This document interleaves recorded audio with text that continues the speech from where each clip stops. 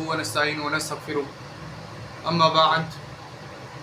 سنن ابی داؤد کے اندر حدیث نمبر 4223 پر رسول رحمت صلی اللہ علیہ وسلم کے پاس ایک شخص آیا، اس کے ہاتھ کے اندر پیتل کی انگوٹھی تھی۔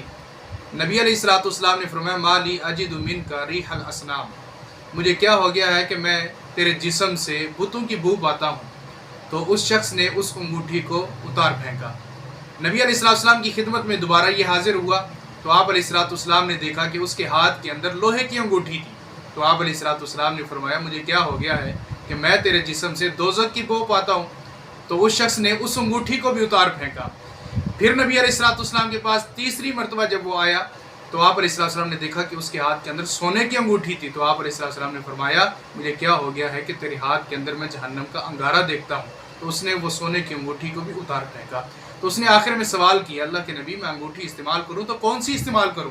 یہ تو مرد کی بناوٹ ہے، مرد کے لیے خوبصورتی ہے۔ تو آپ علیہ الصلوۃ والسلام نے فرمایا کہ اگر انگوٹھی استعمال کرنی بھی ہو تو چاندی کی انگوٹھی استعمال کرو، اور اس کی بھی ایک حد ہے، 1 مسکال تک وہ انگوٹھی تم استعمال کر سکتے ہو۔ محدثین نے لکھا ہے کہ 1 مسکال 4.5 ماشے انگوٹھی بنتی ہے چاندی کی۔ چاندی کی انگوٹھی مرد کے لیے استعمال کی جا سکتی ہے، یہ اس کے لیے جائز ہے۔ 4.5 ماشے سے زیادہ وہ وزن کی